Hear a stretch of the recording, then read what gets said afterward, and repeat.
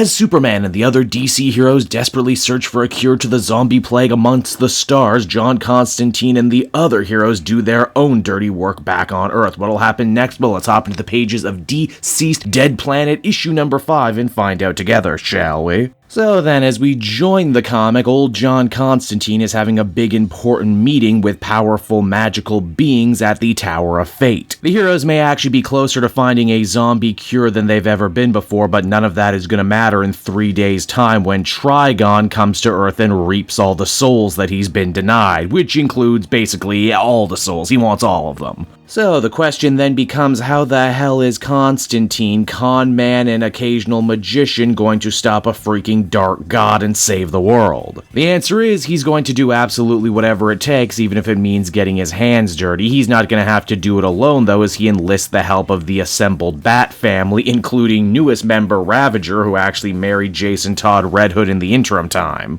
A fact of which Damian Wayne, the new Batman, is only discovering just now, and his reaction is positively adorable. He loves the idea of Ravager joining the family because, well, she fits right on in. She also has a metric truckload of dad issues. Constantine can only promise that this mission is going to be incredibly dangerous, but he gives his word that no one already dead won't die. And speaking of the lines between life and death, our hero's next port of call is Nanda Parbat, a place that if you're a longtime DC fan, I'm sure you already know the slogan, nobody dies in Nanda Parbat. Though as our heroes quickly discover, plenty of people die right outside Nanda Parbat, including the Sensei and a small army of League of Assassins members, once again trying to raid the city when the zombie plague kicked in. Our heroes are forced to fight their way inside, but thankfully they find friendly faces on the other side, namely Boston Brand, the Dead Man, who is probably the only dead person they've met so far who doesn't actually want to kill them and eat their brains, so you know, moving from strength to strength. What did Constantine want so badly he was willing to risk bringing so many people to a dangerous place like this? Well, he's looking for the Spear of Destiny, also known as the Lance of Longinus, also known as the Spear of Destiny, the spear that pierced the side of Christ. The spear has a lot of powers in DC Comics, but in a pinch it can also be used as a god slayer, which is exactly what John decides to do, testing it out on Ramakushna, the patron goddess of Nanda Parbat. This ticks off Boston Brand, who ends up getting himself trapped inside Ragman's cloak. A piece of fabric that only grows more powerful the more souls that it absorbs, and John even kinda sorta says that maybe if everything went wrong he was gonna put his own soul in it at some point, and he still might. Now those are some dirty deeds done dirt cheap, but believe it or not, Constantine and the Unkillables aren't done yet, as they next head off to the Rock of Eternity, aka the source of power for the Shazam family. John says they need to grab the staff of Wizard Shazam, and it's right around here that Rose Wilson's whole future-seeing power kicks in once again. Unfortunately, as she says, the ability to see the future can be a blessing and a curse, as most of the time you're not actually fast enough to stop the terrible thing that's about to happen from happening, like her husband Jason Todd getting split in two by a Marvel Boy Jr. who's turned to the plague. Wizard Shazam also isn't just going to give up his magic staff, but luckily they brought along Cassandra Cain. Once raised as an assassin, she has since put all of her demons behind her and become truly pure of heart, meaning that she can tap into the ancient Shazam powers for herself. And with that, the heroes win the day, though admittedly it doesn't seem much like a victory. In fact, Damian even punches John in the face for doing what he did. Rose will probably never want to talk to Constantine again, but he's fine with them all hating him for the rest of their lives, because if he doesn't do what he's about to do, the rest of their lives is going to be incredibly short. In fact, John Constantine's actions are so titanic, so cosmic in nature, he even manages to catch the eye of the Spirit of Vengeance, the Spectre. Though in truth, these days, John himself is seeming more vengeful than just about anyone on Earth, so it looks like old Jim Corrigan better watch his back or he'll be out of a job soon as the comic comes to a close. And so that was Dceased Dead Plant issue number 5, and once again, I'm truly impressed at how Tom Taylor is able to deliver a story that both works perfectly fine as a self-contained adventure, but also manages to feed into the bigger overarching story of Deceased that he's telling. In a lot of ways, this felt like a sequel to the Unkillable story, both in terms of the characters that got to show back up again, like Jason and Rose, but also in terms of just, general theming.